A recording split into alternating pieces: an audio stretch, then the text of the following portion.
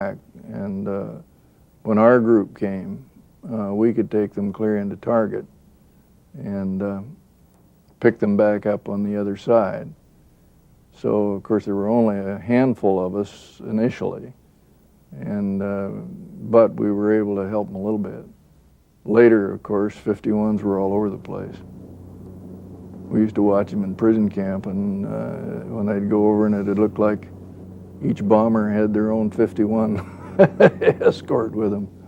The P-51s were the workhorses. There were so many more P-51s because their range was farther, and I think their maneuverability was better. They were our little buddies. They didn't have much use for us. They didn't understand what it was like to drive a truck. In December of 1943, the first P-51B group, the 354th, arrived in England. We flew the P-39 up until we got to Europe, up until we left for Europe.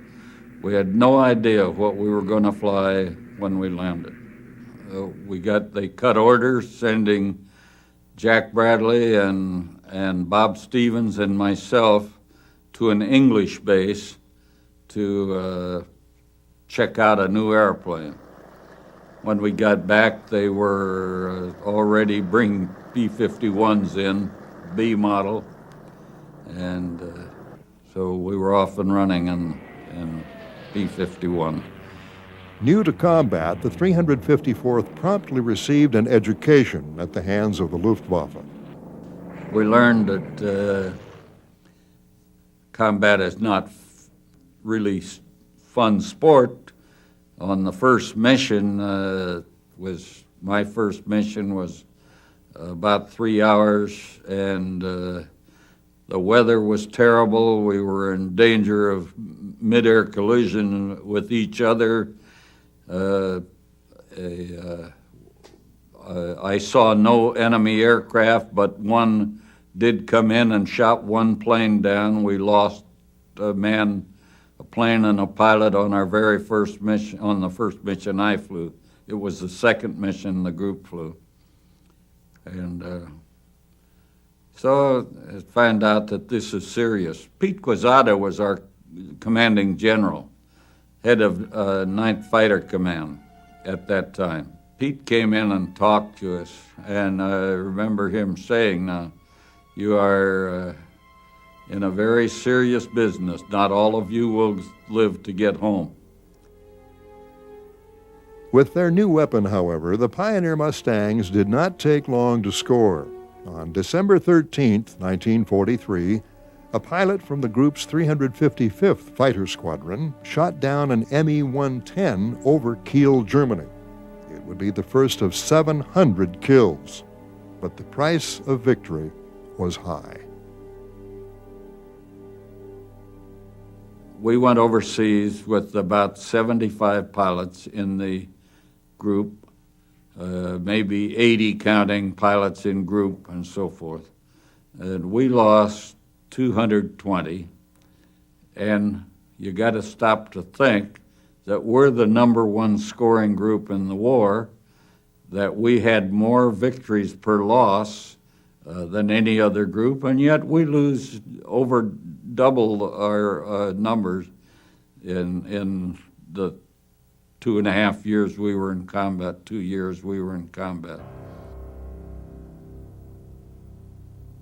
At first, the Germans were puzzled by the appearance of the Mustang over what had been their own skies.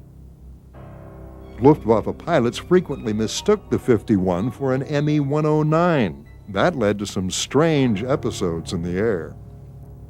The Germans didn't know what it was, and in fact, on one early mission, a 109 joined the formation and flew alongside for 10 seconds before he recognized what he had done and peeled off, and I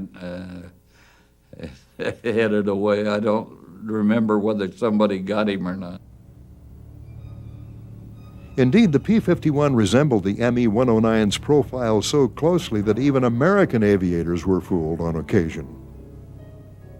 Because of the greenhouse canopy, it looked very much like an Me-109. So one of the problems we initially had was getting shot at by our own aircraft. P-47s primarily, never ran into any 38s, and the 17s and 24s. Despite the recognition problems both sides had with the Merlin engine Mustangs, the new fighter quickly proved it could change the entire nature of the strategic air war over Europe. Well, of course, we could go a lot farther than we could previously. I think the operation of the missions remained the same, but the tactics had changed. Initially, early on with the P-38, we were not allowed to leave the bombers. When the tactics changed that we could go out ahead of the bombers and attack the German fighter force as it was climbing up to do battle against the heavies, that was when the shades of war changed, because we had a lot better chance to kill the German Air Force if we could go out and attack them ahead of the bomber force, rather than wait for them to attack the bomber force. The 354th Fighter Group and its new Mustangs had changed the nature of the air war, and in doing so had rescued the 8th Air Force's faltering strategic bombing campaign.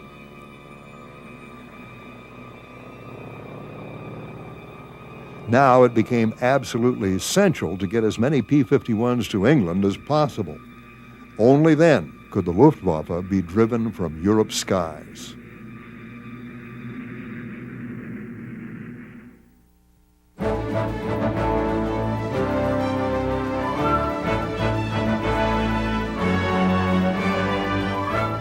In December of 1943, Colonel Don Blakesley paid a visit to the 354th Fighter Group and spent several days teaching the new outfit some of the finer points of air combat tactics to use against the Luftwaffe.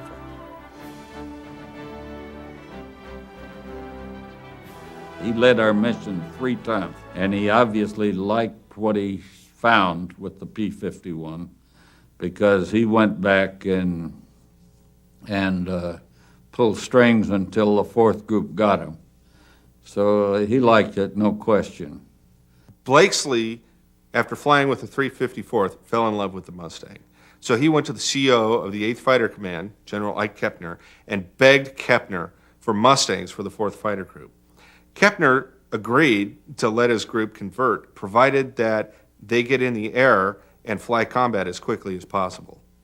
And so Blakesley agreed, and he went back to the group. He trained the guys very quickly on the P-51, and within just a few days of converting, they were in the skies over Germany. And with their new Mustangs, the 4th Fighter Group went on to become one of the highest scoring outfits of the war. They finished combat in Europe and didn't fly in the Pacific. So just in Europe, they scored over 1,000 air and ground victories. As more P-51Bs arrived in England, the 8th Air Force began to convert its P-47 groups. In January, only about 50 P-51s were combat ready to escort the bombers over Germany. By April, however, almost 400 were available, and some of the hottest squadrons in England were now equipped with the Revolutionary Fighter. As the number of Mustangs in Europe increased, the Luftwaffe's losses